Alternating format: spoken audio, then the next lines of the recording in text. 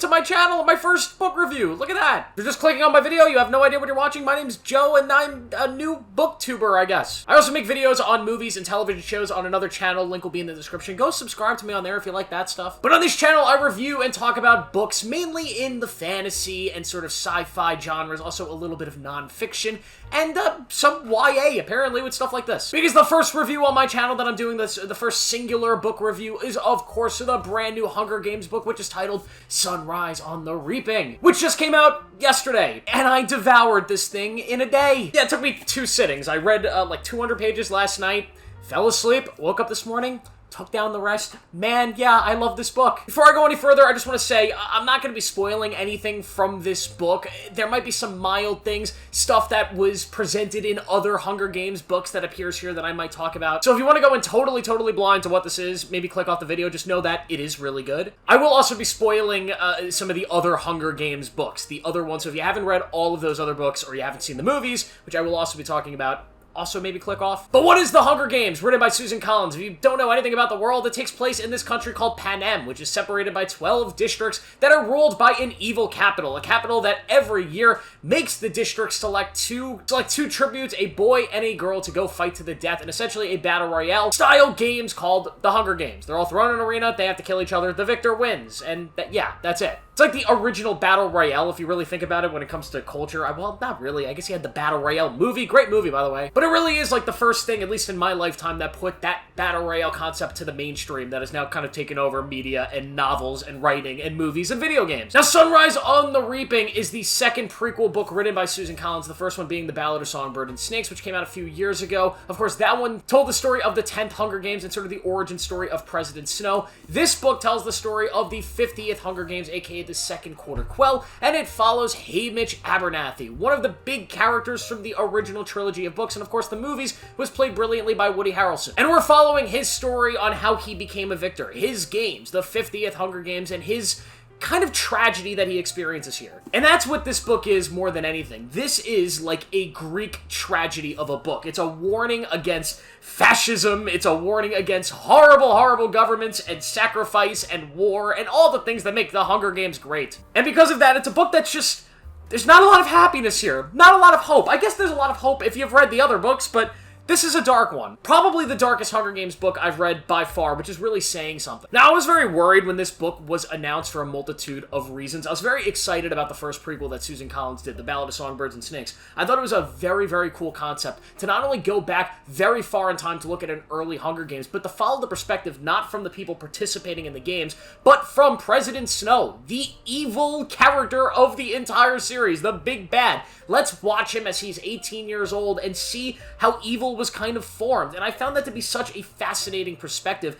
that made for a very different kind of story in the Hunger Games universe. Now, when this book was announced, Sunrise on the Reaping, I was a little bit more nervous about this, because this just, in theory, is structured very much like the original Hunger Games book. We're following a tribute from District 12 who's reaped. We get to watch his whole experience going to the games, getting ready for the games, and experiencing the games, right? So it plays out beat for beat, very similar to that original Hunger Games book, and I didn't know if there would be enough interesting new angles to take the world and the story to really make it feel worth writing. Whereas the Songbirds and Snakes had a very different structure, right? Only half the book is the Hunger Games. The other half are exploring other things, other elements of this world. There's also the big elephant in the room, which is in Catching Fire, book 2 of the original trilogy. There is a lot written there about Haymitch and his games. There's a lot of information there. So much so that we even had that fan film that came out years ago, which told Haymitch's story. It's one of the best fan films, short films I've ever seen for anything ever. It's so well made. But there's a lot of information in that film, in Catching Fire, that we kind of know the story of Haymitch. We know the direction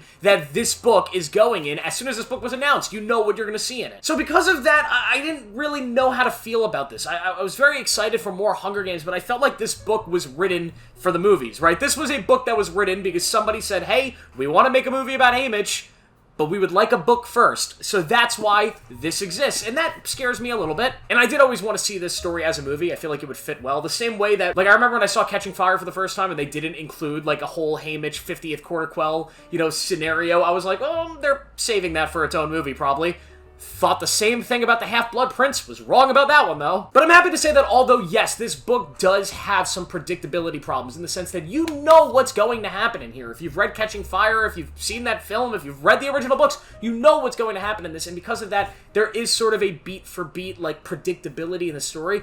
It's still shocking to see the absolute brutality that Susan Collins brings to this world and the Capitol as a whole in this story. We've seen in the past the Capitol just be so heinous and President Snow be the biggest villain in literal book history. But in this book, it's really stepped up a notch. I compare it to, like, the early stuff in the Red Rising series when you just see the horrible things that are happening to Darrow and the whole world of the Reds. There are some heinous things that take place in this game that were not well known to the audiences of Hunger Games fans. Some of the trials and stipulations that Haymitch is put through, not only in the beginning of the book, but the middle of the book and the very traumatizing end of this book, that make you truly despise the Capitol even more than I did in the past. It actually made me want to reread the original books and watch the movies and kind of experience that conflict again, knowing what they had put this through. Now, we've heard a lot in the books and in the movies about, hey, the Capitol's messed up, man. You don't want to mess with them. You don't want to be you don't want to show any little bit of, like, rebelliousness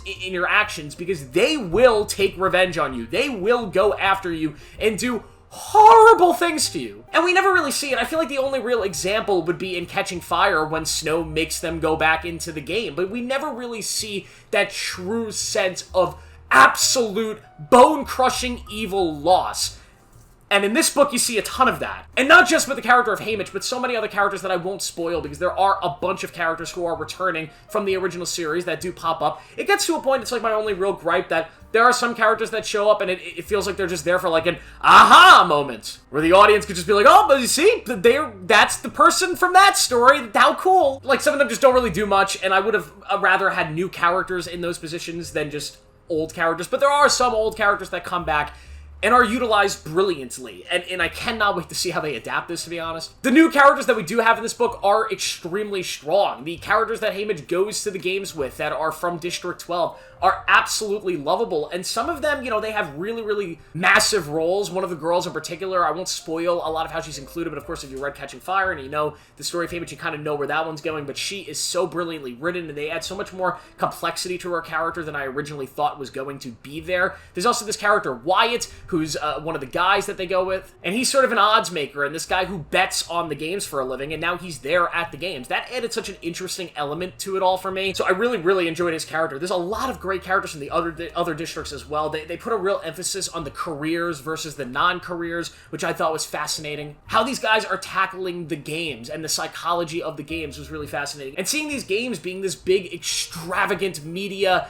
you know, circus, essentially, that it was in the original game, the original books and movies, but seeing that again as opposed to Ballad of Songbirds and Snakes it was crazy. This book is super fast-paced. I mean, it does get to the games pretty fast. You really have the first half of the books that's setting up the games, and then the second half of the books, which is the games, which, yet again, kind of the structure of that first book. But once you get to the games, it's just breakneck pace. And the one thing that I feel like a lot of people are going to complain about is there are some characters that, I don't want to spoil nothing, but they go away pretty fast. You're introduced to them, you get to know them, you get to love them, and then they're gone very, very quickly. Whether that be to, you know, the games dying or for other reasons, but that sense of loss did bother me at first. I said, man, I really wanted to see more of that character, but as I read on the story and read through this book and realized what the actual, like, idea of this was, this idea of an absolute tragedy being told here, it made me think, like, yeah, it was more meaningful for some of those characters to go away early on so you could be like, wow, that's it? They're just, I mean, they're not coming back. It's over. Because this is not like the hopeful, we're starting a revolution book. This is not the hopeful, you know, we're overthrowing the Capitol book. This is, the Capitol are a bunch of pricks book. And if you want to see how we handle them, we'll go read the original trilogy. But no, this is a bucket of tears and sadness and misery and pain.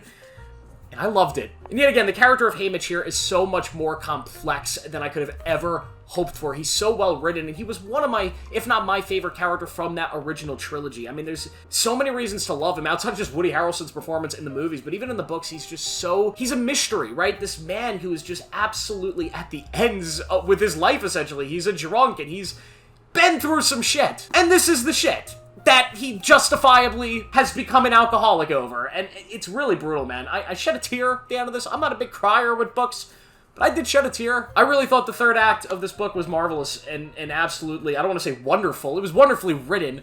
Just brutal, man. Let me give this thing a rating. I'm going to give Sunrise on the Reaping a 4.5 out of 5. The only reason it's not a 5 out of 5 book, a 5-star book, a 5-star read, is mainly just, yet again, because of the predictability of this book. You kind of know where it's going from the start. And yeah, there are surprises in, you know, in between this whole thing, and it still is cool to see a lot of the different elements of the world we've heard about come into play in these games, and it is great to return to the world of Panem. But yet again, because you kind of know where it's going, gotta remove half a star. But other than that, brilliant, brilliant book. Cannot wait to see how they adapt this. This is something that I think is going to translate much better to screen than The Ballad of Songbirds and Snakes, which is a movie that I enjoyed a lot, and I love the original trilogy, but I think this is going to go on screen so easily. This has a chance to be the best movie of the books, and if you want to hear me talk about the movie, go to my movie channel in a year when it comes out. Thank you guys for watching. If you want more content on books, subscribe, turn on notifications. I'm going to be talking all things sci-fi, fantasy, history, maybe some other stuff. Thank you guys for watching. Make sure to like this video, subscribe for more, and I will see you in the next one.